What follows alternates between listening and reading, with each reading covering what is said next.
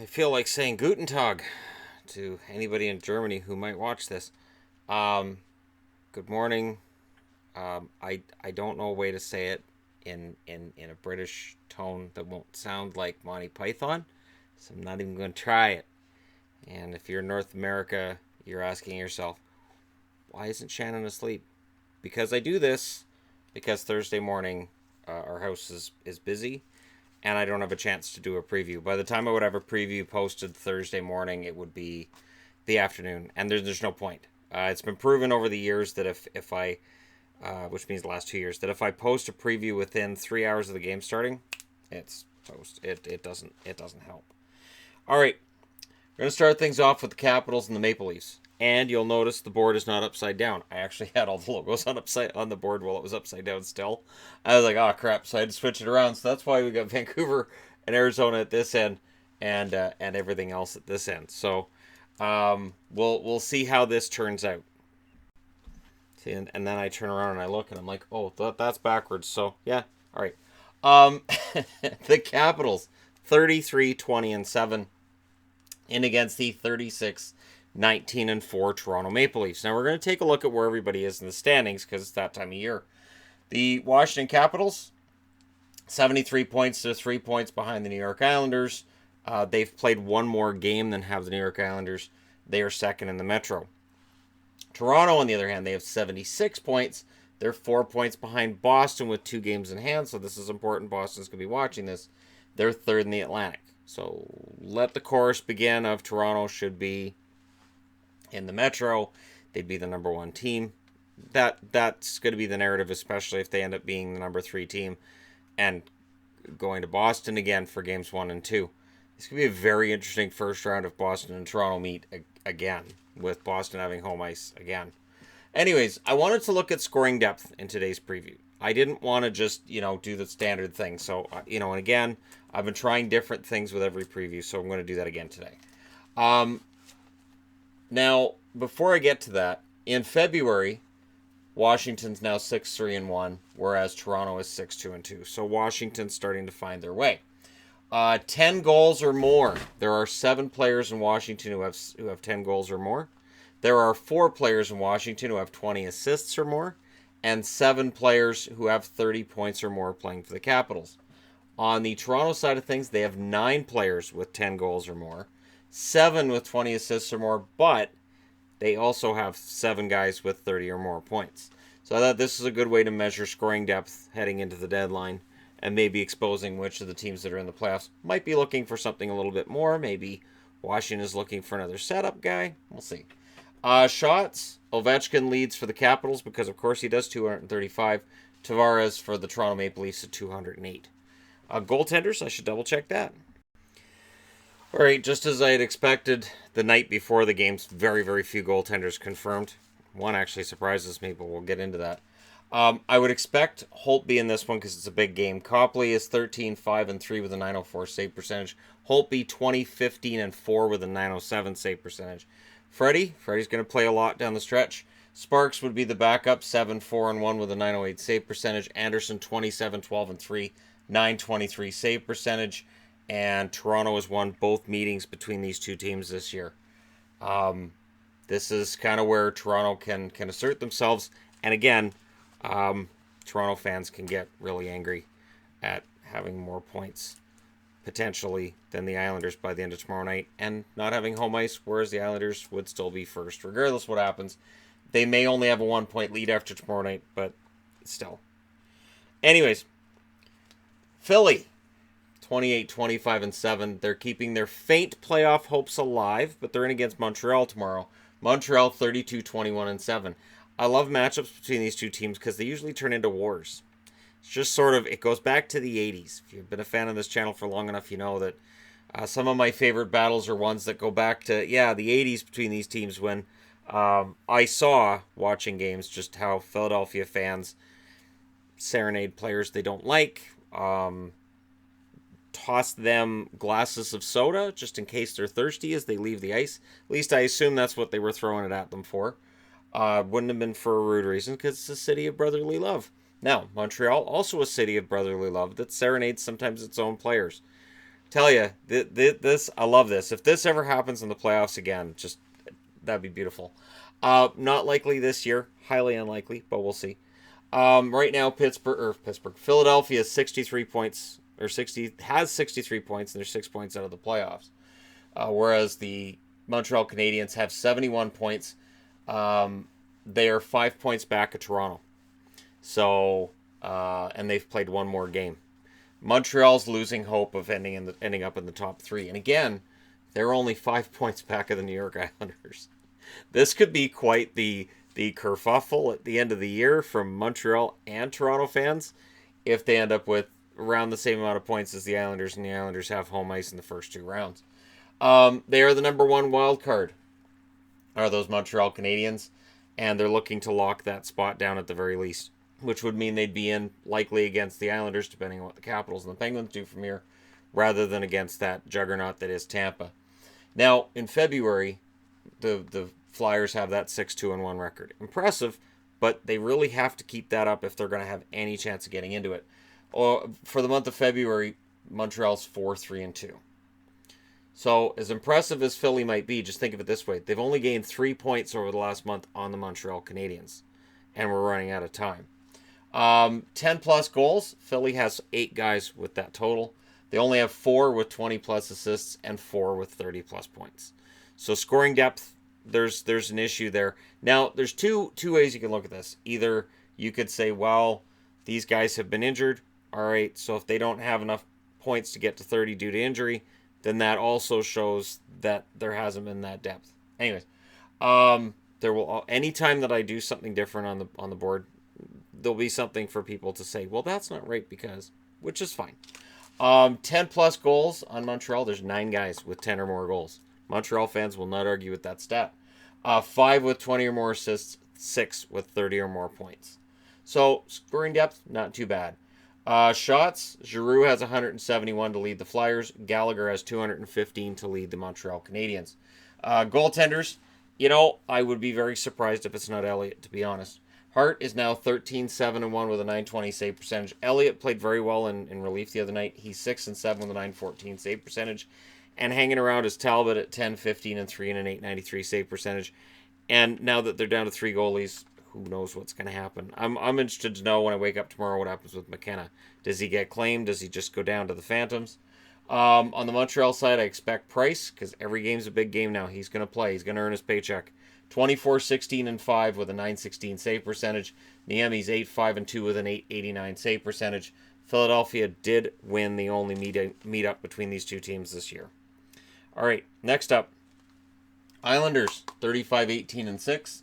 The aforementioned, mentioned in both of the other previews, Islanders, and against the Edmonton Oilers, who were 24-29-6, and showing very little interest in being in the playoffs, to be completely honest. Although, with Connor McDavid missing the last game, that was a gutsy performance. Not too bad. You would expect them to kind of fall apart, and they really sort of didn't. Anyways, so the Islanders with 76 points. They are 3 points ahead of the Washington Capitals. They are first in the Metro Division. The Oilers, 54 points, which puts them 7 points out of the playoffs. You want to see what a difference what difference there is? It takes 61 points to make the playoffs in the West, 69 points to make the playoffs in the East. That's a huge difference. Anyways, over the month of February, the Islanders are now 6-3-1. The Oilers are 1-5-3. Again, they haven't really shown enough in February to make us think that the Oilers are going to make it. And the Hockey News had an article today saying, the Oilers should forget about the playoffs and just, build for tomorrow. Thanks. I think they know that. I have a feeling the management knows that. And I think the fan base knows that. I'd be very surprised if there were Oilers fans saying, oh, no, we'll do it. I would admire the optimism that fan would have. Absolutely. No lie. 10 or more goals. The Islanders have 8 players with 10 or more goals. They have 5 with 20 or more assists, 4 with 30 or more points. On the Oilers side, 4 with 10 or more goals. We know they've had scoring depth issues. 4 with 20 or more assists, and only 3 with 30 or more points, which is one of the lower numbers on the board. Not actually the lowest. Shots leader is Anders Lee with 148 for the Islanders. McDavid, despite missing that game, he's still their leader at 182.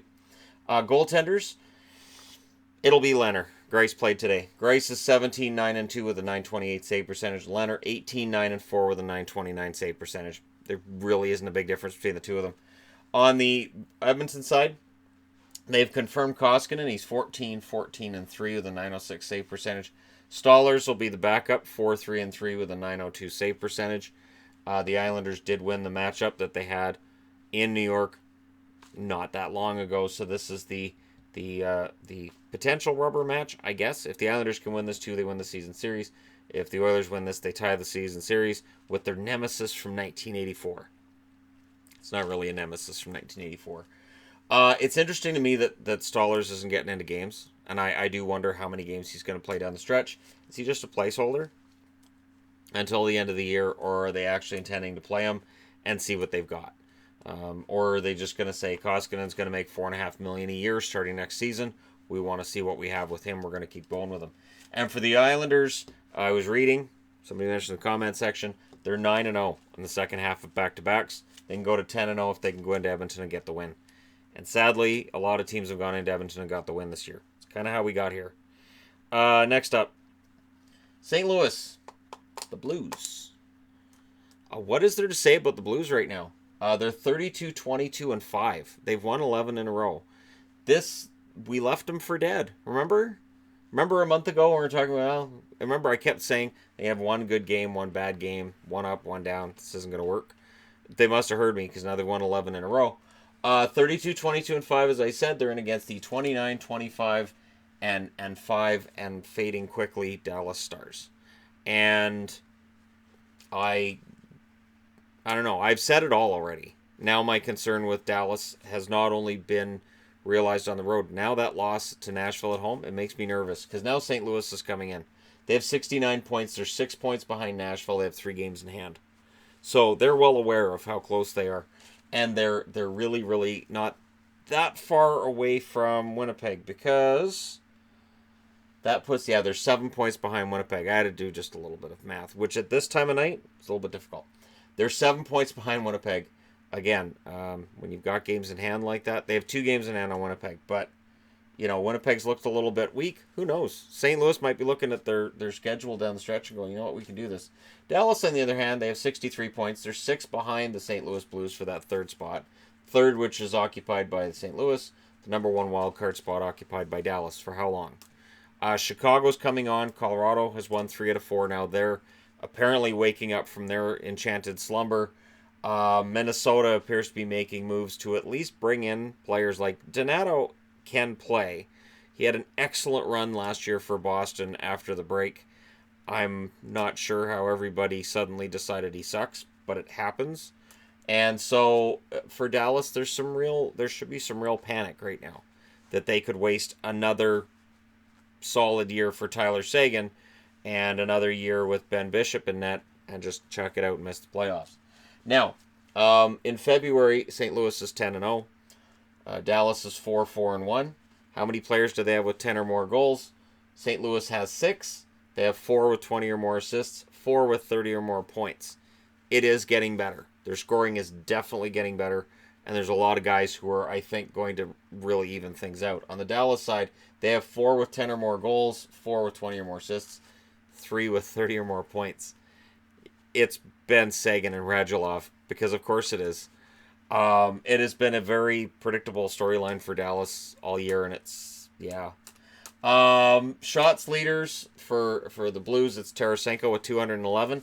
I think he's had all 211 during this winning streak. He's been absolutely on fire. Seguin 232 to lead Dallas. And Seguin, all kidding aside, has actually had a really solid run over the last, I'd say, about 20 games. Now, goaltenders, no confirmation for St. Louis. They could honestly throw Allen in here. Bennington's 13-1-1 with a 937 save percentage, but Dallas struggles to score goals, and Allen could go in. He's 17-15-4 now with a 901 save percentage. Hudobin's been confirmed as a starter, meaning Bishop's still not well.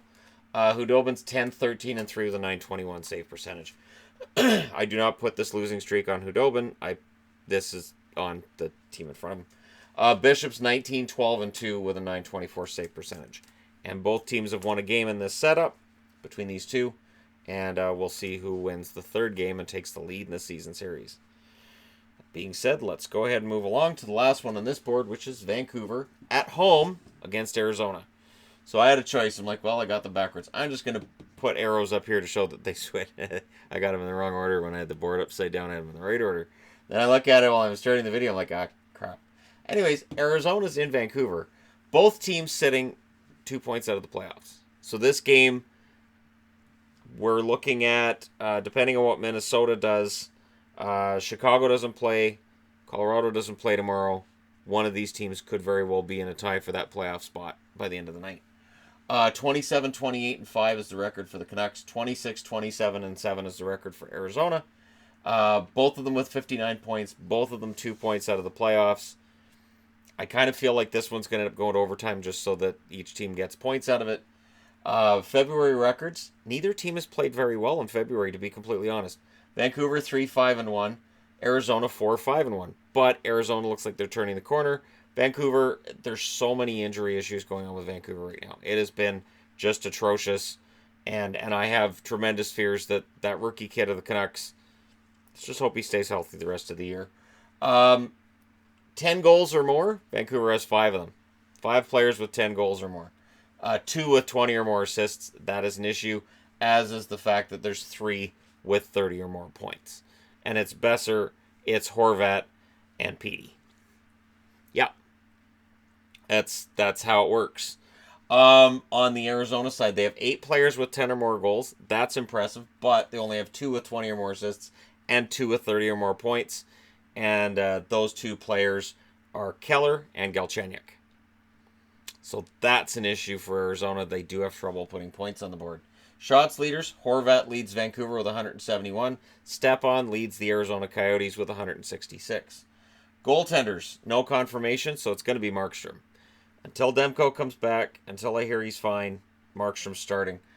And by the time tomorrow night's game starts, maybe McKenna's going to be the backup. I no idea. 22, 17, and 6 is the record for Markstrom, 911 save percentage. I threw Demko on the board with his 1-0 record and 923 save percentage because Mazanek's, I don't think he's going to play. Pickard, 875 save percentage, 4-5 and 2 record. I wouldn't be surprised if he plays tomorrow, but it'll probably be Kemper because Arizona's still in this. 15, 14, and 5, 914 save percentage. Arizona's won both matchups with the Vancouver Canucks this year. This has been a major cause of concern for me with the Canucks, is their play against Arizona in both games. It's just, I don't know. We'll see how it turns out tomorrow night. Again, we'll very likely see Markstrom because he's going to play a lot of games. He's played a ton of hockey. It sort of reminds me of, in terms of Vancouver, it reminds me of when Garth Snow was the starter for 1 year. And I'm not saying Markstrom's like Snow. It's just it was a rough year. The Canucks had trouble scoring, and Snow, as far as I remember, was actually named team MVP. So that's one of those weird oddities that he was team MVP that year, even though he had a save percentage of I think 900. Markstrom's at 911, so he's much above that. But he went out there every night. He played a ton of games, and as Canuck fans, our heart went out to him. And I sort of feel that same way with Markstrom. Arizona, they're better on the road than they are at home. Vancouver's home record, not fantastic. Better than their road record, mildly. We'll see how things turn out. I now have to change boards. I'll be right back. All right, welcome back. Did you miss me? No, not even. Just, you could pretend. That's fine. Carolina is in against Florida. I will not be swayed by Florida again this year. I'm sorry. I would like to apologize to Panther fans. I am not going to be swayed by Florida if they continue this run they've been on. They've started winning some games. It's the way it works. The end of the year when they're out, not going to buy it. And for Carolina, this is an important night. If they go into Florida and they lose this, and depending on what happens with other teams in the East, they may find themselves fading from the picture rather quickly. Things happen really fast this time of year. Now, they do have 68 points. They're 1 point back of the playoffs. So they can get in with a win tomorrow. Florida, 60 points. They're 9 points out of the playoffs. So they're not double digits, but they're far enough out, and I believe they are going to be selling. That being said, of course, the Panarin and Bobrovsky rumors, right? Anyhow, in February, Carolina's now 7-3, whereas Florida's 6-4. And again, with Carolina, it's a matter of they've had this really, really solid winning streak going. At the very least, a hot streak. When that hot streak settles down, it is at that point that you see whether or not they're an actual playoff team or if it's just a hot streak. 10 goals or more. Carolina has 8 players at that level. They have 4 with 20 or more assists, 5 with 30 or more points. Florida, they have 7 with 10 or more goals, 5 with 20 or more assists, and 6 with 30 or more points. That's what I've been talking about with Florida. They don't have a problem getting points and getting goals. It's been at the other end of the rink. Shots leaders, Hamilton leads for Carolina with 185. Hoffman leads for Florida with 183. Goaltenders, no confirmation, so I'm going to speculate. I would think Mrazek tomorrow. They've been alternating back and forth for the most part with Carolina. 13, 12, and 3 is his record, 902 save percentage. McElhinney is 920, has a 920 save percentage to go with his 15, 7, and 1 record. I kind of expect Reimer here because Reimer's been playing well and he's on a hot streak himself. That'll make Luongo the backup at 12, 13, and 1 and an 895 save percentage. Reimer 13, 10, and 3 and a 903 save percentage. Carolina did win the only matchup they've had with Florida this year. If that matters, they did win that game. So we'll see tomorrow night how it works out. Florida's home record isn't fantastic, but as I said, they seem to be heating up again. This time of year, they start turning it around somehow. Next up. So next up, we've got San Jose in against Pittsburgh. Yeah. This is going to be quite the game. Now remember, for Pittsburgh, this is their tune-up game now before the outdoor game against Philly. Pretty sure that'd be the last one before the outdoor game against Philly, because I don't see how you sandwich another one in between. Anyways, for San Jose, there's a lot of pressure on them right now. They're in win now mode because we haven't seen that Karlsson's going to sign an extension yet with them. And do they wait till after the trade deadline and then announce an extension, or what's going to happen here? And so there is some pressure for them to win while Karlsson's in the lineup. Now, they have 78 points to 3 points behind Calgary with their 31, 17, and 8 record. Pittsburgh, on the other hand, 71 points. They're 2 points behind Washington with a 32, 21, and 7 record.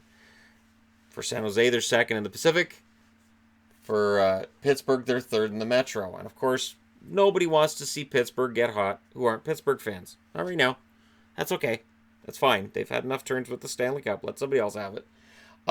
Now, over the month of February, San Jose's 6-1-1, whereas Pittsburgh's 5-4-1. Not a great record, but again, they're winning enough games that for teams trying to catch them, the math becomes really difficult. 10 goals or more, San Jose has 10 guys at that level. That's insane. They have 9 with 20 or more assists and 10 with 30 or more points. There's nobody on the board that can equal that. That's impressive. Maybe San Jose doesn't have to add anything. Maybe Wilson just augments things with a couple of depth guys. We'll see what they do. Pittsburgh has 8 guys with 10 or more goals, 5 with 20 or more assists, and 6 with 30 or more points. Shots leader for San Jose's Brent Burns with 228. Letang leads for Pittsburgh with 182.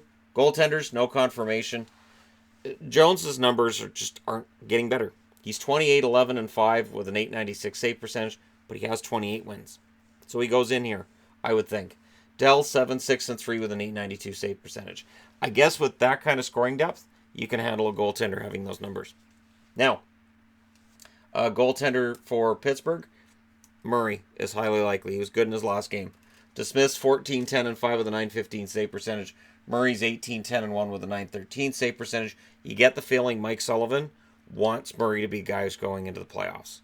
DeSmith's story's fine, but Murray's the one that he wants to trust in that game one situation of the playoffs. Will give him every chance to play his way into that situation. San Jose did win the other meeting. This is their second and final meeting of the year. We'll see how things work out in Pittsburgh. That being said, let's move along. Ottawa and New Jersey. That's why I'm wearing New Jersey, because I thought, well, sure. New Jersey's got a good home record. Ottawa's got a lousy road record. I'll just throw on the old New Jersey's red and green. And we'll see how this works out, because both teams playing spoiler. They can't spoil it for each other, though. This is kind of like a Jack Hughes Cup if Ottawa had their number one draft pick. That's awkward. It's really awkward. They're 22, 32, and 7 are the Ottawa Senators. And, of course, Matt Duchene, highly unlikely to be in the lineup. All indications are he won't be, but I included him in the depth chart. 23, 29, and 8 is the record for the New Jersey Devils. The Ottawa Senators have 49 points. They're 20 points out of the playoffs. I think we can write them off. Whereas New Jersey, 54 points. They're 15 points out of the playoffs. Both running in the other way. Not just walking away from the playoffs. They're running away from them. February has been a poor month for Ottawa. They're 3-6. Whereas New Jersey, 4-5-1. So New Jersey's been the better of the two. Not by a ton. 10 or more goals, 7 for Ottawa. That includes Duchene. He's also included in the 20 or more assists, 7 there. 8 with 30 or more points. So Ottawa's scoring depth actually hasn't been bad. The scoring for Ottawa hasn't been really bad this year. As much as we can look at their record, look at their numbers and say, oh, they're circling the drain. Not really. Now, on the New Jersey side, they have 7 players with 10 or more goals, 6 with 20 or more assists, and only 5 with 30 or more points. So when you look at the overall depth, there's a little more there with the Senators. Just a bit. Shots, Stone, 145 for the Ottawa Senators. Palmieri, 191 for the New Jersey Devils. Goaltenders, Nilsson's been confirmed. He's 10-14-1, 909 save percentage. He's been playing a ton since he got to Ottawa. Anderson, 14-18-3 with a 903 save percentage. On the New Jersey side, I don't know. Put both names on a dartboard, throw a dart with your eyes covered. Make sure there's none of your friends standing in front of you at the time. Whatever name you hit or get close to, sure. Kincaid's 15-18-6. 15-18-6, I should say, with an 891 save percentage. Schneider's 2-7-2 with an 883 save percentage. I'd go with Schneider. Both of them have won a single game when they've met each other. This is the third and likely, I would think, since they're not in the same division, this should be their final matchup of the year. And it is a matchup of misery. We know Ottawa's not making it. We know New Jersey's not making it. So we will see a lot of scouts at this game. A ton. There to see Dzingel, there to see Stone, maybe to have a chat with Duchene.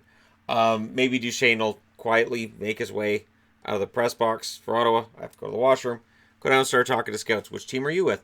I'm very interested. Can you... Pierre Dorian's right there. Can you make a phone call? So yeah, it'll be interesting to see what happens. Because, of course, both teams being out, both teams will be heavily scouted.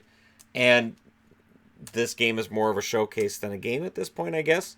Although if you're playing for Ottawa, if you're management in Ottawa, you'd like to see them make the effort because of that number 1 draft pick and that elephant in the room.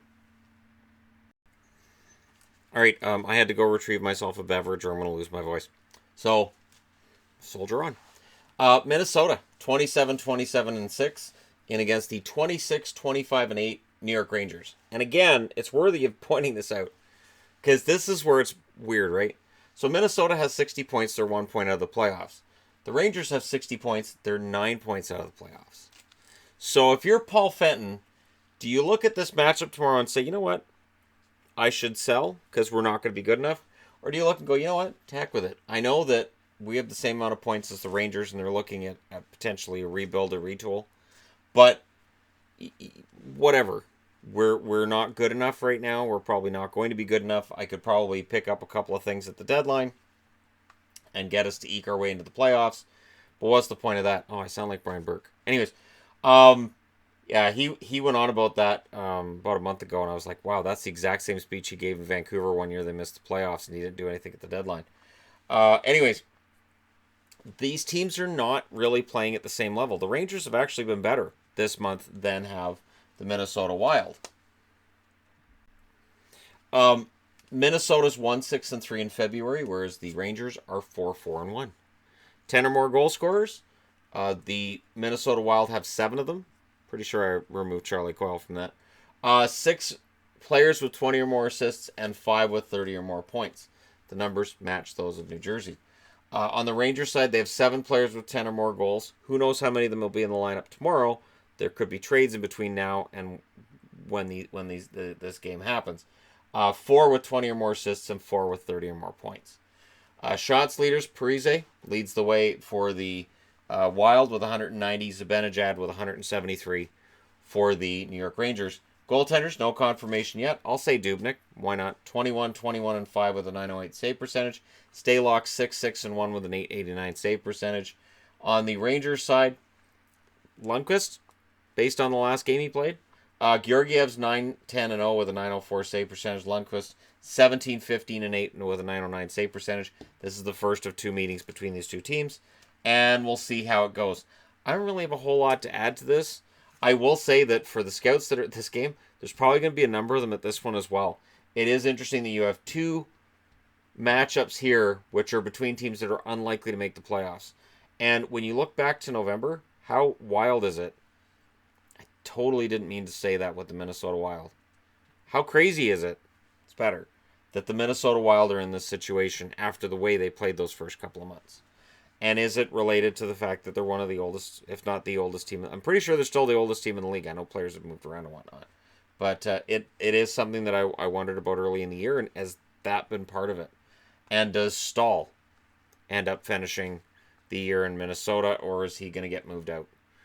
It's going to be a really interesting weekend coming up, isn't it? All right, enough further rambling. He says at 31 minutes without a sense of irony. Buffalo, 28, 24, and 7. Yep. Buffalo sits 3 points ahead of Minnesota. They sit 2 points ahead of Chicago and Colorado. Just want to go ahead and stir that pot. And yet, in the East, they look like they're fading. And they're in against the 46, 11, and 4 juggernaut that is the Tampa Bay Lightning. And I think they're unbeaten wearing the... No, they're not unbeaten wearing the black jerseys. I know they lost. I think that St. Louis won in overtime. They were wearing the black jerseys. We've seen them a bunch over the last month. And I'm going to get one because it's ugly. So if it's an ugly hockey shirt, I'm going to buy it, because years down the road, people go like, wow, that's really ugly. Where'd you get that? Anyways, this really is a matchup between teams that could not be headed in opposite directions faster. Month of February, Buffalo's 3-5-1. So desperately need these games. They haven't been winning them.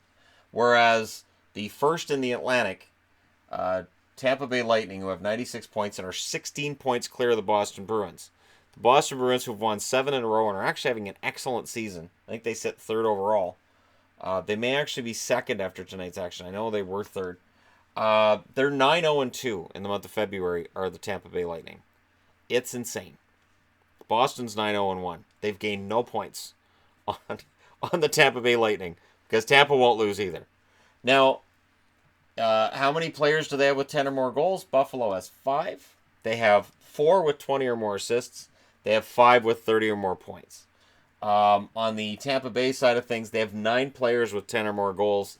And honestly, they have another couple that probably would get there with a little more ice time.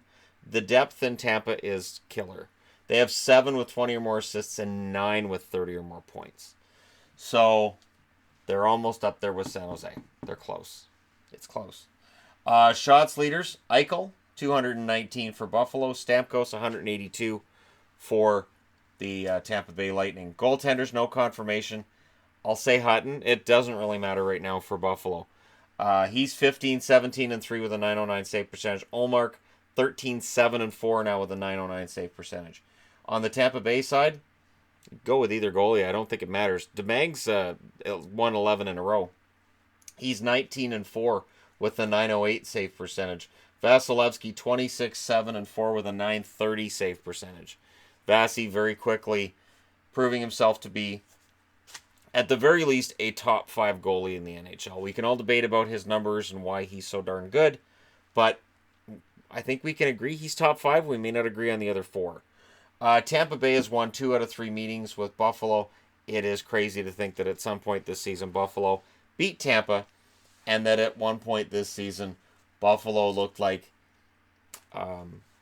they might get close to knocking Tampa off. See, right now they're 33 points behind Tampa, and the mere idea of Buffalo being in the same vicinity, same planetary sphere, it's not credible anymore, is it? That just shows just how good Tampa's been and just how far Buffalo's fallen off the map over the last couple of months. All right, finally, at the end of this, we come to LA and Nashville. And this is not the least on the board. Even though the LA Kings at 23-30-6 have 52 points, 3 more than the Ottawa Senators. So, does Colorado, here's a question, does Colorado perhaps give a player to LA so they can win some games to hold off the Ottawa Senators? Back before the Montreal Canadiens drafted Guy Lafleur, I believe it was the Kings they traded with and made sure the Kings could hold off the California Golden Seals so they knew they could draft Guy Lafleur. Does Colorado look at the race at the bottom and say, you know what, if we could give a player to LA to help them out and make sure Ottawa has the best chance of the number 1 draft pick, thus we have the best chance of the number 1 draft pick? It's a curious conspiracy, but hey, this time of year, might as well throw it out there, right? Anyways, they're in against the Nashville Predators, who are 35-22-5, and the Preds look like they're starting to pick it up again. There's the odd game here and there that you might have some concern, but I think Nashville has the scoring, the defense, the goaltending, all of it that they can pull out of the funk they've been in, and working in their favor is that Winnipeg's been in pretty much a downswing for the whole month of February themselves. Now with 52 points, the Kings are 9 points out of the playoffs, whereas the Nashville Predators have 75 points. They're 1 point back of Winnipeg, but they've played 2 more games. So after tomorrow, it'll be 3 more games. They're second in the Central. Winnipeg, of course, would have to win those games in hand. Nashville just has to keep winning and hope that Winnipeg keeps losing. Now, in the month of February, LA's 3-4-2. They've been competitive. Nashville 5-4-1. 10 or more goals. LA has 6 players with 10 or more goals. They have 3 with 20 or more assists, 3 with 30 or more points. On the Nashville side, they have 11 players with 10 or more goals. 11. Right down to Ryan Hartman. 20 or more assists, they got 5. 30 or more points, they got 7. Shots leaders, Toffoli has 163 for the Kings. Yossi has 212 for the Nashville Predators. Goaltenders, again, no confirmation because I'm recording this insanely late the night before. I would expect Jonathan Quick here. It's a big game. He's 11-14-5, 898 save percentage. Campbell, 7-11 with a 925 save percentage. For Nashville, do you keep going with Rene? Because honestly, at this point, you've got to be thinking playoffs, and if Rene's going to be your starter in the playoffs, you might as well give him the lion's share of starts, right? He's 21-15-3 with a 916 save percentage. UC Saros, 14-7-2 with a 912 save percentage. Nashville won the only meeting these teams have had this year, and they'll be trying to make it 2 in a row. Working in their favor, LA, very, very likely to sell multiple players. And who knows, before these games happen tomorrow night, we may see some selling off.